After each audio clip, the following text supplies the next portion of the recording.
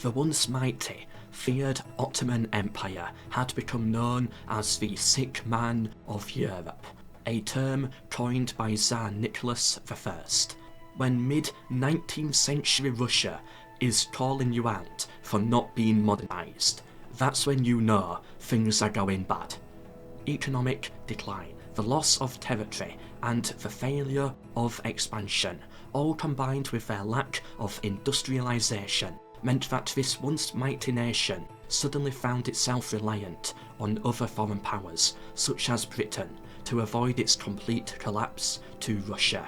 This video is a geopolitical history of the declining Ottoman Empire that tries to explain why they joined the Great War on the side of the Central Powers, and I must say the decision to pick a side was a closer call than most may expect.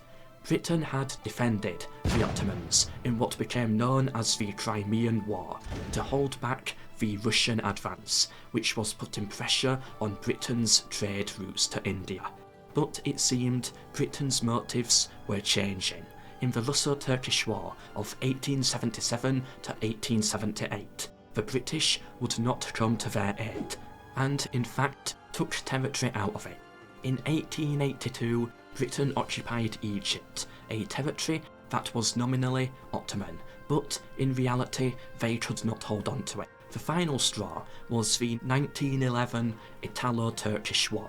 Italy had been granted the right by the other European powers to invade into Ottoman Libya, showing to the world the old policies that depended upon Ottoman stability and survival as a buffer zone were no longer in play. As of this point, their empire stood alone.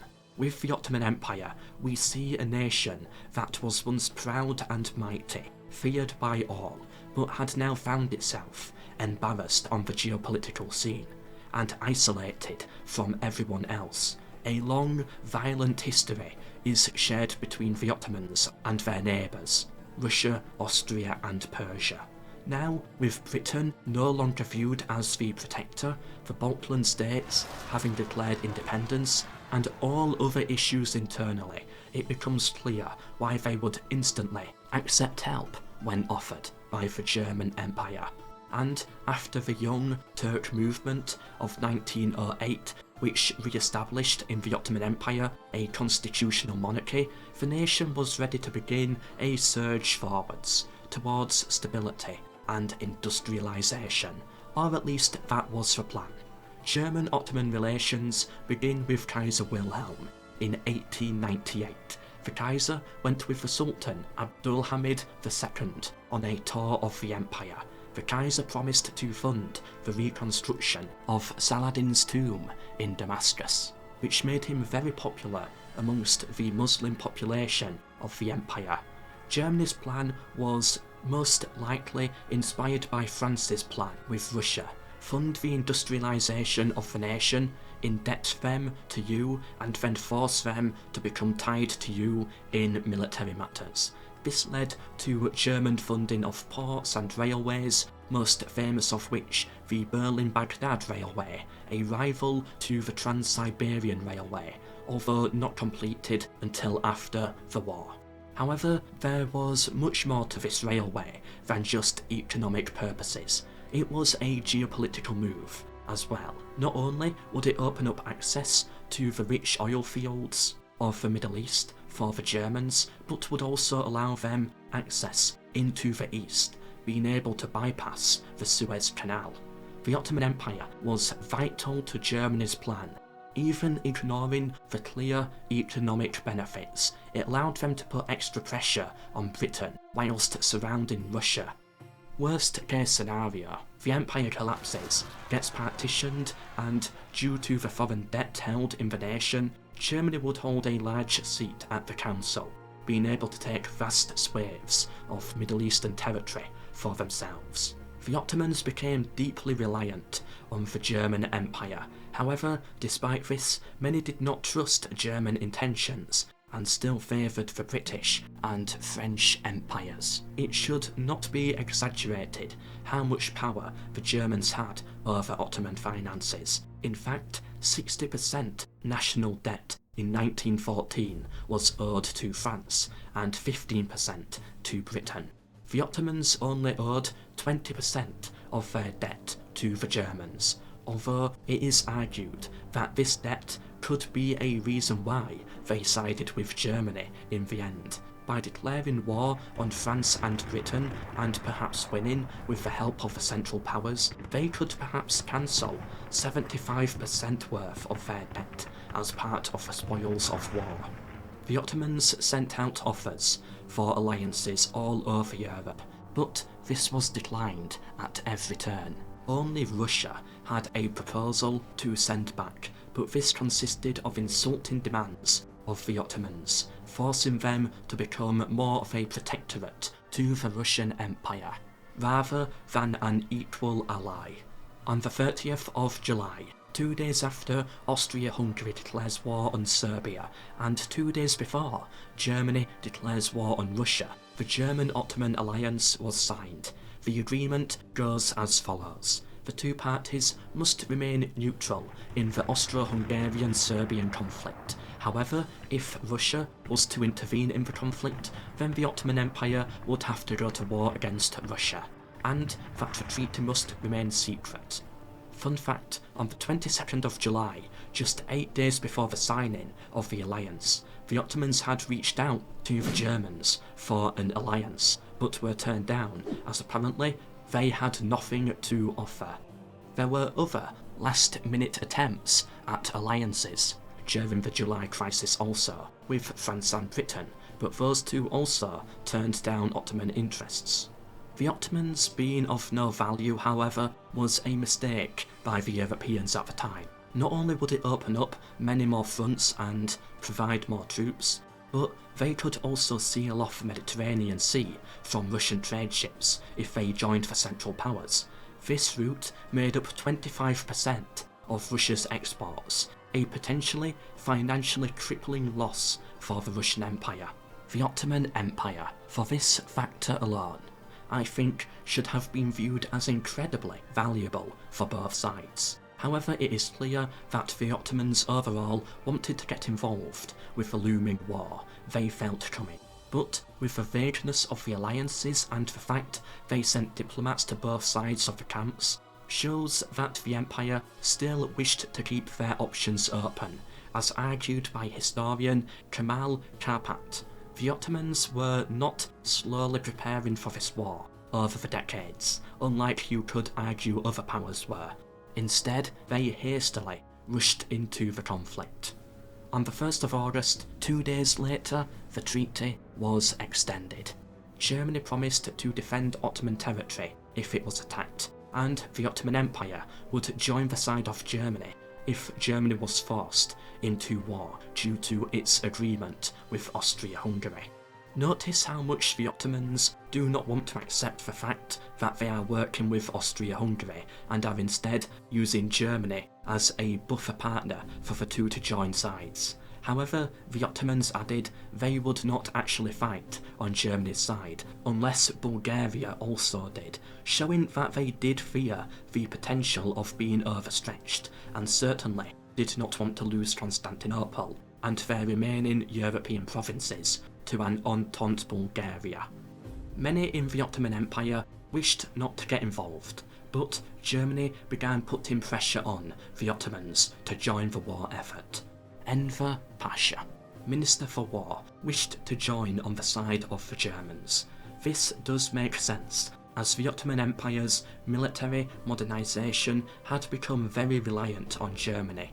This man saw the current route to survival as being to gamble it all into an all-or-nothing style of war, a risky move.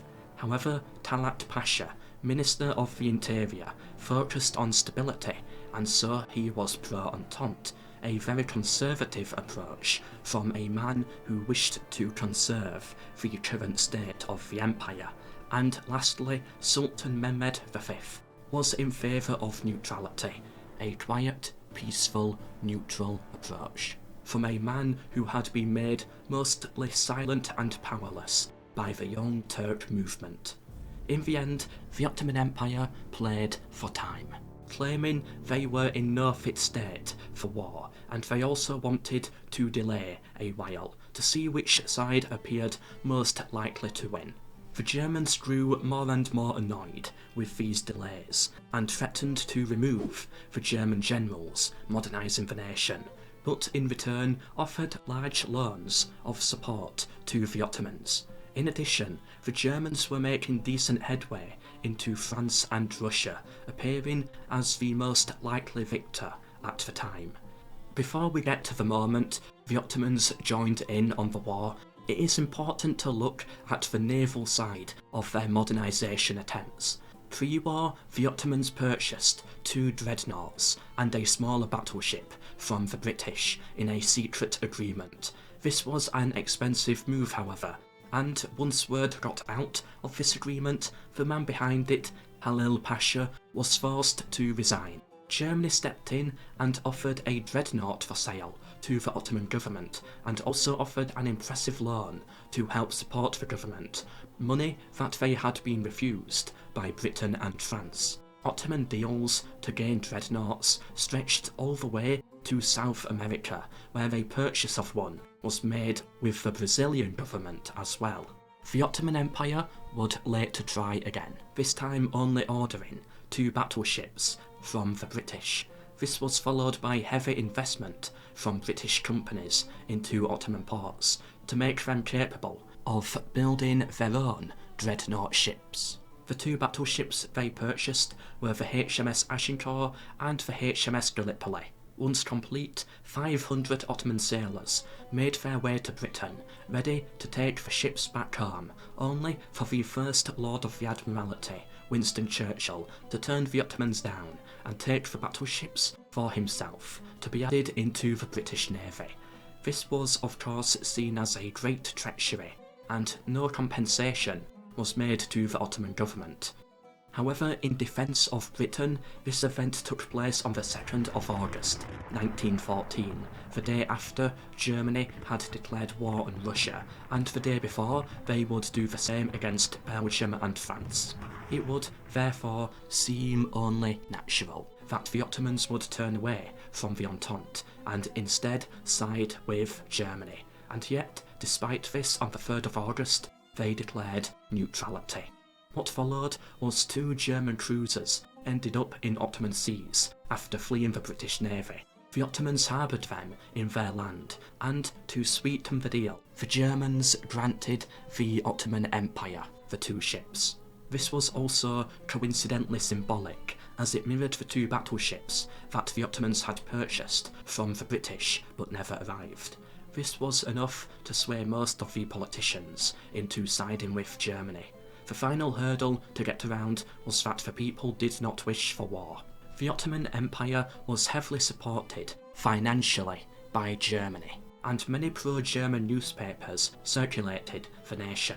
However, still, this would not prove enough to convince the people, and so the Ottoman government hatched a plan: force the Entente to declare war on them, and then use that external threat to unite the population into a national war effort.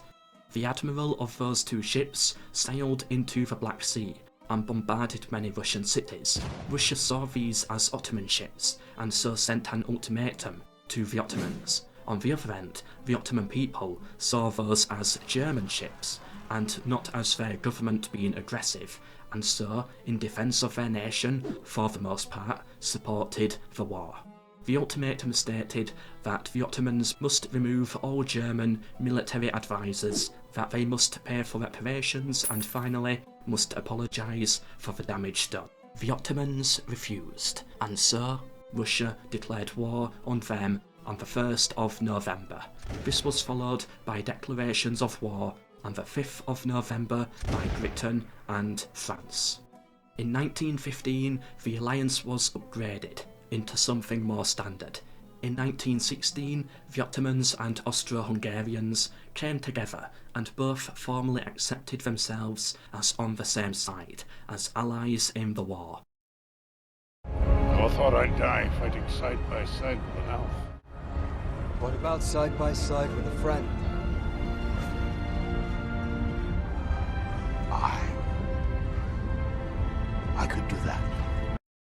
This was followed by another agreement, also in 1916, agreeing that the Ottomans could not sign a separate peace. And so, from there on out, the Ottoman Empire was fully engaged in the war on the side of the Central Powers. This video has turned out longer than expected, so I will discuss the Ottoman war aims next week in a separate video of its own. Anyway, hope you learned something and enjoyed. Leave a like if you did and subscribe to get notified of more future episodes. And please share with anyone you think may be interested. But for now, until the next one, this has been the history of diplomacy.